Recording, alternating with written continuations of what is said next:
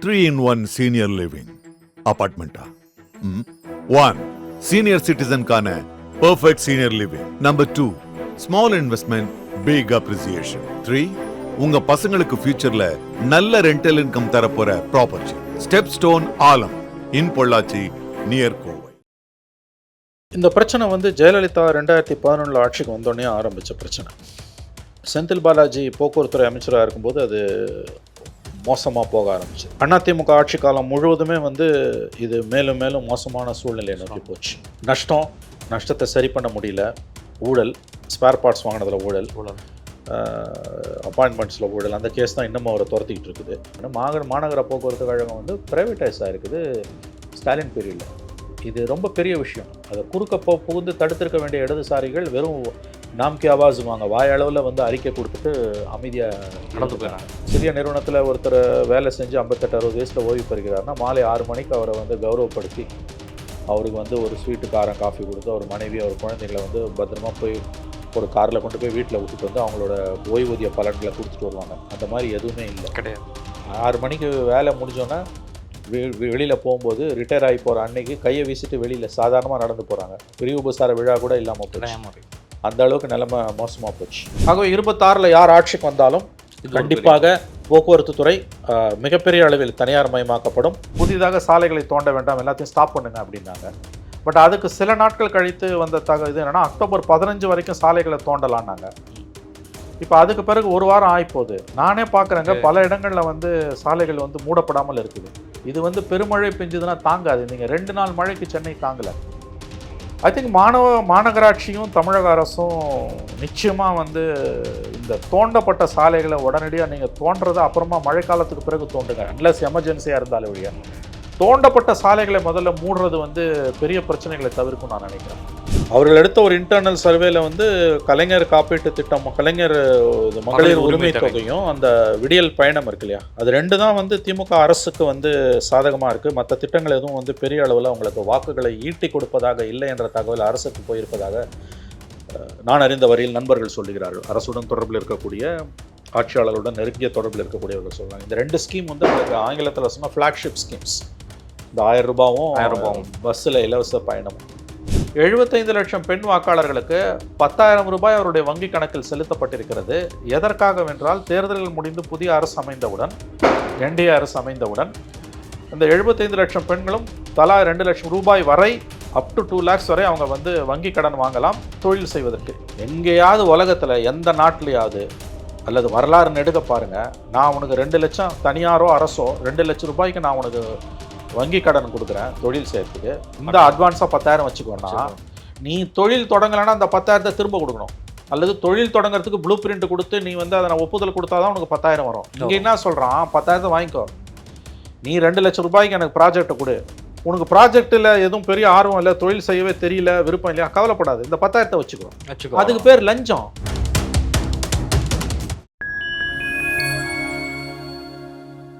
Fine time மீடியாவோட ஒரு special இன்டர்வியூவில் சிறப்பு அழைப்பாளராக தமிழகத்தினுடைய ஒரு மூத்த ஊடகவியாளர் மணி சார் அவர்கள் இணைந்துள்ளார். சமகால அரசியல் நிகழ்வு குறித்த பல்வேறு கேள்விகளை முன்வைக்கின்றோம். வாருங்கள் நிகழ்ச்சிகள் சொல்லலாம். வணக்கம் சார். போக்குவரத்து துறை ஏற்கனவே ஒரு பெரிய அளவு நஷ்டத்தில் தான் போயிட்டு இருக்குது. நிறைய பேருக்கு நிலுவைத் தொகையில் இந்த ஆட்சி உடனடியாக கொடுக்கப்படும் சொல்லி அறிவிச்சிருந்தோம், கொடுக்காம எத்தனையோ ஓட்டுநர்கள் நடத்தணும் ரிட்டையர்ட் ஆகி தனக்கு வர வேண்டிய பணப்பலங்கள் கிடைக்காம நிறையா பேர் இறந்தே போயிட்டாங்க. இப்போ நிறைய பேர் இல்லவும் இல்லை, ஏகப்பட்ட பேர் எதாவது வெயிட் பண்ணியிருக்காங்க. ஆனால் இன்னமும் அந்த போக்குவரத்துறை ஒரு பெரிய அளவு நஷ்டத்தில் தான் போயிட்டு. எலக்ட்ரிக் பஸ்ஸஸ்லாம் நிறையா விட்டுட்டாங்க. இருந்தும் அவர்களால் ஒரு அடுத்த கட்டத்துக்கு நகல முடியாத ஒரு சூழ்நிலை. சிவசங்கரனுடைய செயல்பாடு. இந்த பிரச்சனை ஜெயலலிதா 2011 ஆட்சிக்கு வந்தோடனே ஆரம்பித்த பிரச்சனை. செந்தில் பாலாஜி போக்குவரத்துறை அமைச்சராக இருக்கும்போது அது மோசமாக போக ஆரம்பிச்சது. அதிமுக ஆட்சி காலம் முழுவதுமே இது மேலும் மேலும் மோசமான சூழ்நிலையை நோக்கி போச்சு.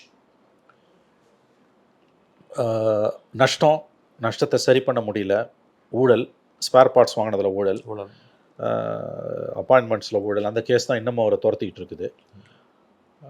அதன் பிறகு 2021 இவங்க ஆட்சிக்கு வந்தோடனே இவங்களால் அது சரி பண்ண முடியல. இவங்க ஆட்சி காலத்தில் அது இன்னும் கீழே போச்சு.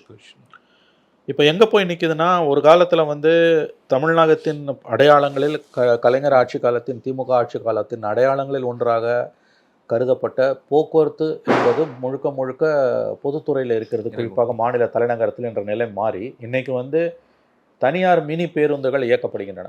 ஒரு 10 மினி பேருந்துகளை 10 ரூட்ஸ்லேயே அல்லது 10 பேருந்துகளை வந்து சமீபத்தில் ஒரு 6 மாத காலத்துக்கு முன்பு மாசு அவர்கள் சென்னையில் தென் சென்னையில் துவக்கி வச்சார்.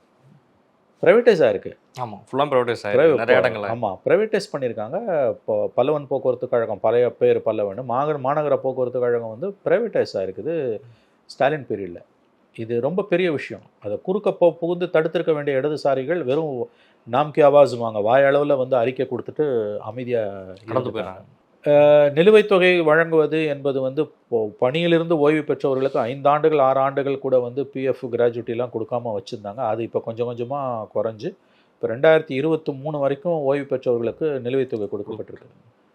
நம்ம பல தடவை பேசியிருக்கோம். ஒரு சிறிய நிறுவனத்தில் ஒருத்தர் வேலை செஞ்சு 58-60 வயசில் ஓய்வு பெறுகிறார்னா மாலை 6 மணிக்கு அவரை வந்து கௌரவப்படுத்தி அவருக்கு வந்து ஒரு ஸ்வீட்டு காஃபி கொடுத்து அவர் மனைவி அவர் குழந்தைகளை வந்து பத்திரமா போய் ஒரு காரில் கொண்டு போய் வீட்டில் விட்டுட்டு வந்து அவங்களோட ஓய்வூதிய பலன்களை கொடுத்துட்டு வருவாங்க. அந்த மாதிரி எதுவுமே இல்லை, கிடையாது. 6 மணிக்கு வேலை முடிஞ்சோன்னே வெளியில் போகும்போது ரிட்டையர் ஆகி போகிற அன்னைக்கு கையை வீசிட்டு வெளியில் சாதாரணமாக நடந்து போகிறாங்க. பெரிய உபசார விழா கூட இல்லாமல் போச்சு. அந்த அளவுக்கு நிலைமை மோசமாக போச்சு. 2 ஆண்டுகள் கழித்து தான் ஓய்வூதிய பலன்கள் வருதுன்னா அது எவ்வளோ மோசமான கண்டிஷன் நீங்கள் பார்க்கலாம். ஸோ 2011 ஆரம்பித்த இந்த வீழ்ச்சி 10 ஆண்டுகள் ஏடிஎம்கே பீரியடில் தொடர்ந்து இப்போ வந்து திமுக இந்த ஆட்சி காலத்துலையும் ஆட்சி காலத்திலுமே வந்து தொடர்ந்துகிட்டு இருக்குது. ஸோ இந்த சூழ்நிலை என்பது இப்போ இது எங்கே நோக்கி போகுதுன்னா 2026 யார் ஆட்சிக்கு வந்தாலும், திமுக வந்தாலும் அல்லது ஆட்சி மாற்றம் ஏற்பட்டாலும் அதற்கு அடுத்த ஆட்சி காலத்தில் 26லேருந்து 31 வரையிலான அந்த ஆட்சி காலத்தில் மிகப்பெரிய மாற்றங்களை எதிர்பார்த்திருக்கக்கூடிய துறைகளில் ஒன்றாக போக்குவரத்து துறை இருக்கும். கிட்டத்தட்ட அது வந்து கணிசமான அளவுக்கு, முழுவதுமாக இல்லாவிட்டாலும் கணிசமான அளவுக்கு தனியார் மயமாக்கப்படும். அதான் முழுசாவே ஜூவியை போட்டிருக்கான், பழுதடைந்த போக்குவரத்து துறை. ஆமாம், பழுதடைந்த போக்குவரத்து துறை. இந்த அரசாங்கத்தோட மிகப்பெரிய குறைகள், மிகப்பெரிய தோல்விகள், அதில் வந்து போக்குவரத்து துறையை நாம் எடுத்துக்கொள்ளலாம். நான் நிச்சயமாக சொன்னது 21க்கு பிறகு வரல, 11லேருந்து ஆரம்பிச்ச ஒரு 21 வரைக்கும் நல்லா ஆழமாக வேறுன்றுச்சு. 21 இவங்க சரி செய்வாங்கன்னு எதிர்பார்த்தாங்க. இவங்க ஆட்சி காலத்தில் அது இன்னமும் மோசமாக போயிருக்குது. ஆகவே 26 யார் ஆட்சிக்கு வந்தாலும் கண்டிப்பாக இது போக்குவரத்து துறை மிகப்பெரிய அளவில் தனியார் மயமாக்கப்படும். அடுத்த 5 ஆண்டுகளில் அல்லது அதற்கடுத்த ஓரிரு ஆண்டுகளில் தமிழகத்தின் போக்குவரத்து துறை வரலாறு காணாத மாற்றத்தை சந்திக்கும். ரொம்ப சிம்பிள் வேர்ட்ஸில் சொன்னோன்னா வந்து முழுவதும் தனியார் மயமாக்கலை நோக்கி போக்குவரத்து துறை சென்று கொண்டிருக்கிறது. இப்போது உதயநிதி வந்துட்டு இப்போ டோட்டலாக வந்துட்டு மழைக்காலம் வந்துட்டு ரெயின் அலர்ட் வந்து கொடுக்கப்பட்டு ஆரன் எல்லாம் வந்து கொடுத்துட்ருக்காங்க. எல்லா இடங்கள்லையும் வந்துட்டு போயிட்டுருக்கு. இன்னமும் வந்துட்டு மழை பெய்யக்கூடிய இடங்களில் வந்துட்டு நிறைய இடங்களில் வந்து சாலைகளில் வந்து நீர் வந்து தேங்கி தான் இருக்குது. ஆனால் அரசாங்கம் உடனடியான ஸ்டெப்பு வந்து எடுத்துகிட்டு தான் இருக்கிறாங்க. தூர்வாரப்படாத ஏரிகளும் இன்னும் நிறையா தான் இருந்துகிட்டு இருக்குது. ஒரு முழுமையாக இந்த டிசம்பரை நோக்கி இந்த மழை நகரக்கூடிய காலகட்டங்களை வந்துட்டு அரசு வந்து துரிதமாக செயல்பட்டு இருக்குன்னு நினைக்கிறீங்களா? இன்னும் நிறைய சாலைகள் பழுதடைந்து தான் இருக்குது. சாலைகளை பொறுத்த வரைக்கும் பிரச்சனை இருக்குங்க. நாமளே பார்க்குறோங்க, நானே பார்க்குறேன், எல்லோரும் பார்க்கிறார்கள். சாலைகளில் நிறைய பிரச்சனை இருக்குது. மழைக்காலங்களில் சாலைகளை ஏன் தோன்றாங்கன்னு தெரியல. இப்போ தெளிவாகவே அது வந்து தோண்டிட்டு மூடாமல் போகிறாங்க அல்லது பாதி மூடிட்டு போகிறாங்க. இது பெரிய பிரச்சனை தாங்க. இது அரசு வந்து கூடுதல் கவனம் இதில் செலுத்தணும். அது வந்து KN நேரு அவருடைய துறை கீழே தான் வருதுன்னு நினைக்கிறேன் நான். ப்ளஸ் மாநகராட்சி இதில் கூடுதல் கவனம் தேவைங்க. அவங்க 2021 எவ்வளோ செலவு பண்ணால் 4000 கோடி செலவு பண்ணால் 5000 கோடி செலவு பண்ணுறோன்னு சொல்கிறாங்க. என்ன செலவு பண்ணாங்கன்னு நமக்கு தெரியல. ஆனால் சாலைகள் தோண்டப்பட்டிருப்பது என்பது மழைக்காலங்களில் ஏன் சாலைகளை தோன்றாங்கன்னு எனக்கு புரியல. இப்போ சமீபத்தில் ஒரு வாரத்துக்கு முன்னாலேயோ 10 நாளைக்கு முன்னாலேயோ மாநகராட்சியிடம் இருந்தோ அல்லது அரசிடம் இருந்தோ அது சம்மந்தப்பட்ட துறை என்று நினைக்கிறேன், அவங்க என்ன சொன்னாங்கன்னா முதல்ல வந்து இமீடியட்டாக வந்து அக்டோபர் முதல் வாரத்தில் 1ஆம் தேதி 2ஆம் தேதியோ ஐ திங்க் தலைமைச் செயலாளரிடமிருந்து வந்த அறிவிப்பு நினைக்கிறது, சப்ஜெக்ட் டு கரெக்ஷன், அரசிடம் வந்த இது வந்து புதிதாக சாலைகளை தோண்ட வேண்டாம், எல்லாத்தையும் ஸ்டாப் பண்ணுங்க அப்படின்னாங்க. பட் அதுக்கு சில நாட்கள் கழித்து வந்த இது என்னன்னா அக்டோபர் 15 வரைக்கும் சாலைகளை தோண்டலான்னாங்க. இப்போ அதுக்கு பிறகு ஒரு வாரம் ஆகிப்போகுது. நானே பார்க்குறேங்க பல இடங்களில் வந்து சாலைகள் வந்து மூடப்படாமல் இருக்குது. இது வந்து பெருமழை பெஞ்சதுன்னா தாங்காது. நீங்கள் 2 நாள் மழைக்கு சென்னை தாங்கலை. ஐ திங்க் மாநகராட்சியும் தமிழக அரசும் நிச்சயமாக வந்து இந்த தோண்டப்பட்ட சாலைகளை உடனடியாக நீங்கள் தோன்றதை அப்புறமா மழைக்காலத்துக்கு பிறகு தோன்றுங்க, அன்லஸ் எமர்ஜென்சியாக இருந்தாலும் வழியா. தோண்டப்பட்ட சாலைகளை முதல்ல மூடுறது வந்து பெரிய பிரச்சனைகளை தவிர்க்கும் நான் நினைக்கிறேன். இது ஒரு சிக்கலாக தான் மாநகராட்சி சென்னை மாநகரம் முழுவதுமே பல இடங்களில் தோண்டப்பட்டு இருக்கிறது, மூடப்படாமல் அல்லது பாதி மூடப்பட்டு இருக்கிறது. உடனடியாக அரசு இதில் கவனம் செலுத்துவது விபத்துக்களை, உயிரிழப்புகளை, மனிதர்கள் காயமடைவதை தடுக்கும் என்று தான் நான் நம்புகிறேன். ஏன்னா குறிப்பாக நிறையா தடவை வந்துட்டு இந்த மலை பிரச்சனைகளே வந்துட்டு அரசியலில் வந்துட்டு ஒரு பெரிய அளவில் வந்து ஆட்சிக்கு எதிரான ஒரு அதிருப்தியை வந்து நிறைய இடங்களில் ஏற்படுத்தியிருக்கு. அது கடந்த காலங்கள்லேயும் அது போன்ற சம்பவங்கள்லாம் நடந்திருக்கு. ஆனால் ஒரு நீர்நிலைகளில் வந்துட்டு இன்னமும் வந்து பராமரிக்க வந்து முடியல. சிட்டிக்குள்ளே தண்ணி தேங்குறதெல்லாம் நம்ம வந்து பார்த்துட்ருக்குறோம். ஆனால் அவுட்டரில் இருக்கக்கூடிய ஏரிகளும் தூர்வாடுற விஷயத்தில் இன்னமும் எந்த அரசாங்கம் மாறினாலுமே வந்துட்டு அந்த ஸ்டெப்பை எடுக்கிறதே கிடையாது. அதனால தான் அவுட்டர்லேயும் பெரிய பாதிப்புகளை ஏற்படுத்திகிட்டு இருக்குது. நம்ம சிக்கல் தாங்க இது. இவங்க வந்து கடந்த காலங்களில் 23 வந்து மழை தேங்காதுன்னு சொன்னாங்க. அதை நம்பி தான் வந்து மக்கள் வேளச்சேரி போன்ற இடங்களில் தங்கினதால தான் வந்து பாதிப்புகள் அதிகமாச்சு. அப்போ அரசாங்கத்தோட வார்த்தைகளுக்கு என்ன மதிப்பு இருக்குன்றது நமக்கு தெரியல. அரசு செயல்படுதுன்றதுல மாற்று கருத்து இல்லைங்க. செயல்பட வேண்டிய அளவுக்கு செயல்பட்டதா என்பது தான் முக்கியமான விஷயம். இந்த சாலைகள் தோண்டப்படுறதை பொறுத்த வரைக்கும் இது ஒரு புதிய சிக்கலுங்க. இதை ஏன் செய்கிறாங்கன்னு புரியல. அக்டோபர் 15 வரைக்கும் தோண்டலான்னாங்க. இப்போ போய் பார்த்தீங்கன்னா பல சாலைகள் மூடப்படாமல் இருக்குது. இன்னைக்கு சென்னை மாநகரத்தில் இருக்குது பல சாலைகள் மூடப்படாமல். இப்போ அதை வந்து என்ன செய்ய போகுது அரசு, என்ன செய்ய போகுது இந்த பிரச்சனையை அரசு வந்து? ஏன்னா ஒன்று ஞாபகம் வச்சுக்கோங்க, எலெக்ஷனுக்கு இன்னும் 5 மாதம் தான் இருக்குதுங்கிறது தான். நீங்கள் 23 கோட்டை விட்டிங்கன்னா கூட வந்து நீங்கள் மக்கள் மனசு ஒரு மாதத்தில் மாறிடும். இப்போ 23 டிசம்பரில் கோட்டை விட்டாங்க. ஆனால் 24 6 மாதத்துலேயே 40 சீட்டு ஜெயிச்சிட்டாங்க. ஆனால் இது அப்படி இல்லை, இது அசம்பிளி. இப்போ நீங்கள் கோட்டை விட்டிங்கன்னா அசம்பிளி எலெக்ஷனில் காட்டும் உங்களுக்கு. அது நமக்கு மழைக்காலம் டிசம்பர் வரைக்கும் இருக்குது. அக்டோபர் வரைக்கும் மட்டும் இல்லை, டிசம்பர்லேயும் பெருமழை வரும்ன்றான். அடுத்த 3 மாதத்தில் எலெக்ஷனுக்கு அடுத்த 3 மாதத்தில் எலெக்ஷன் இருக்கும்போது அரசாங்கம் வந்து என்ன பண்ண போகிறாங்கன்னு தெரியல. அரசு எந்திரம் செயல்படலைன்னு நம்ம சொல்லலைங்க. செயல்பட வேண்டிய அளவுக்கு செயல்படுதலாம் பட்டு இருக்குதான்னு கேட்டால் பதில் இல்லைன்னு தான் வருது. அந்த கடைசி 3 மாதத்தில் எடுக்கக்கூடிய ஸ்டெப்புனால பெருசாக ஒன்றும் நம்மளால் மாற்றிட முடியாதுங்கிறது கரெக்ட். நீங்கள் அந்த சேதாரம் ஏற்பட்டதுன்னா ஏற்பட்டதான்.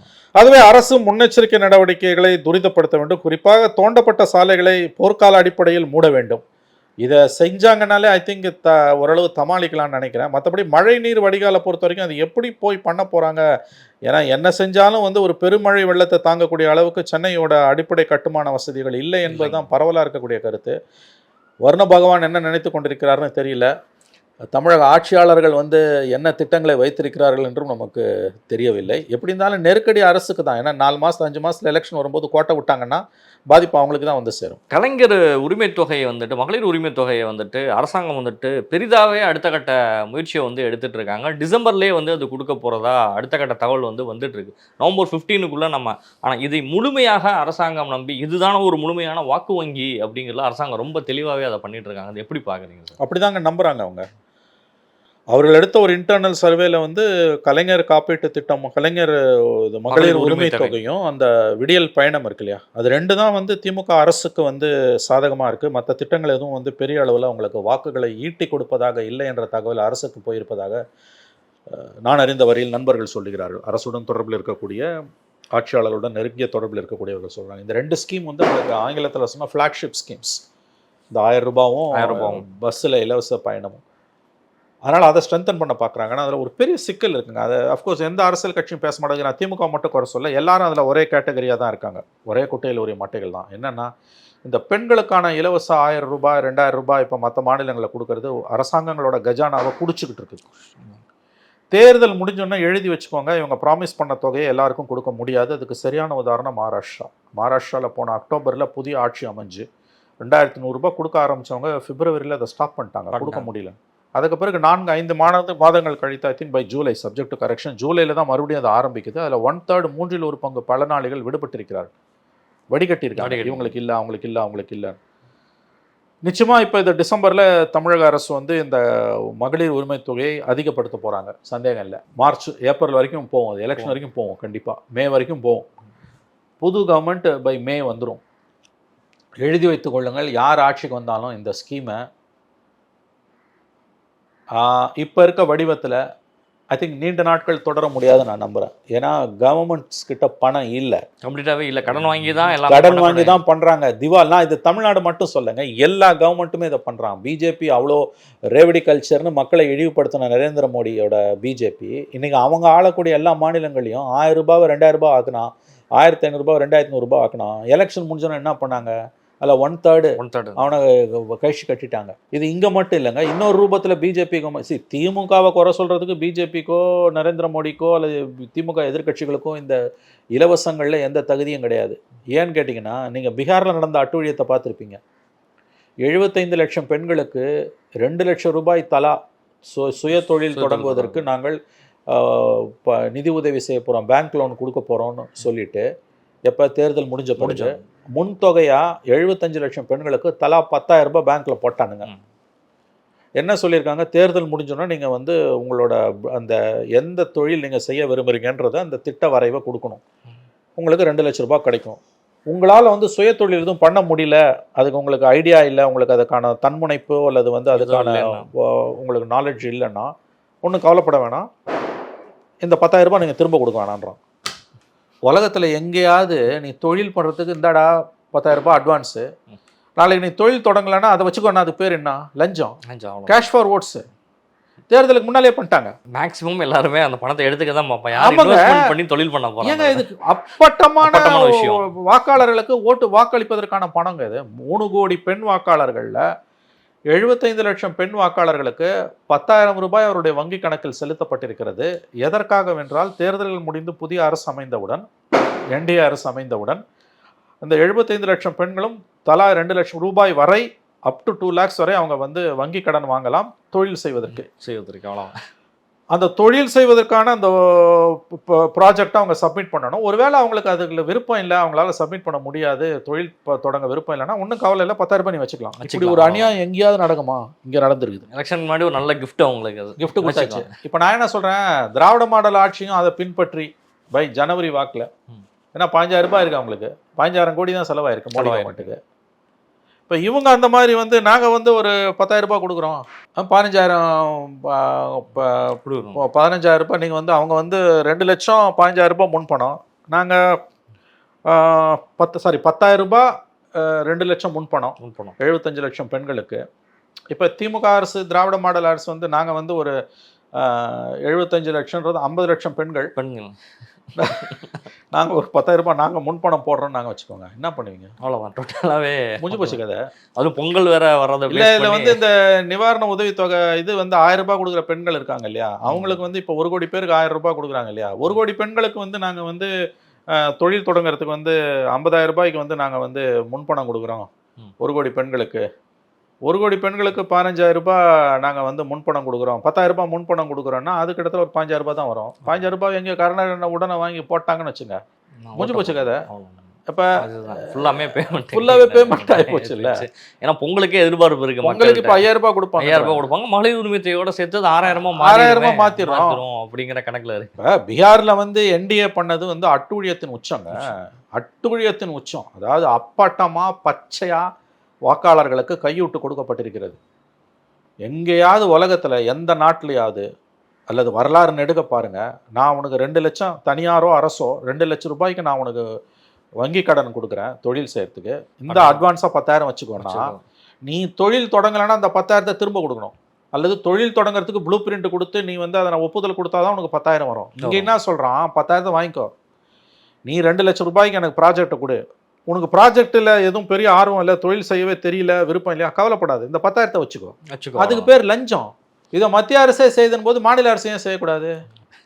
எலெக்ஷன் டைம்ல வீட்டுக்கு போய் நான் எதுக்கு கொடுக்குறோம், அக்கௌண்ட்ல டைரக்டாவே எலெக்ஷனுக்கு முன்னாடியே இப்போ வந்து 1 கோடி பேர் 1 கோடி பெண்களுக்கு மாதம் 1000 ரூபாய் போயிடும். அந்த 1 கோடி பெண்களுக்கு நாங்கள் வந்து கொடுக்குறோம் 10,000 ரூபாய் நாங்கள் கொடுக்குறோம், இப்போ 20,000 கோடி ஸ்டேட் கவர்மெண்ட் பணம் தூக்கி விடு, அத்தனை ஜெயிச்ச பிறகு எல்லா வரியும் ஏற்று. ஆகவே அரசுகள் தமிழ்நாடு மட்டும் இல்லை, இந்தியா முழுவதும் எல்லா மாநில அரசுகளுமே வெளிப்படையாக வாக்காளர்களுக்கு கையூட்டு கொடுக்கக்கூடிய வேலையை தேர்தல்களுக்கு 6 மாத காலத்திற்கு முன்பு அல்லது 2 மாத காலத்திற்கு முன்பு, பீகாரில் வந்து நோட்டிஃபிகேஷன் வரதுக்கு 1 மாதம் முன்னால் மோடி பண்ணுறாரு. அதுக்கு அழகாக மோடி கொடுத்தா கெட்ட பேர் வரும்னு முக்கியமந்திரி யோஜனான்னு ஏதோ ஒரு பேரை போட்டு சீஃப் மினிஸ்டர் ஸ்கீம்னு போட்டு கொடுத்தாங்க. இப்போ அதே மாதிரி இவங்க பண்ண மாட்டாங்கன்னா நிச்சயம் பல விஷயங்களில் வந்து மோடி அரசை காப்பி அடிக்கக்கூடிய திமுக அரசு, திராவிட மாடல் அரசு, இந்த 75 லட்சம் பெண்களுக்கு 2 லட்சம் ரூபாய் வரை கடன் சுய தொழிலுக்கு முன்தொகையாக அட்வான்ஸாக 10,000 ரூபாய் கொடுத்த ஸ்கீமை வேறு ஏதாவது ரூபத்தில் இங்கே இம்ப்ளிமெண்ட் பண்ணாங்கன்னு வச்சுக்கோங்களேன், அது திமுக அரசுக்கு பெரியதொரு உத்வேகமாகவும் அவர்களுக்கு பலன் அளிப்பதாகவும் ஆட்சியை தக்க வைப்பதற்கான ஒரு காரணியாகவும் அமையும். சந்தேகமே இல்லை. நிச்சயமா சார், உங்களுடைய நேரங்களை ஒதுக்கி பல்வேறு கேள்விகளுக்கு பதில் தந்தமைக்கு நன்றி. நன்றி.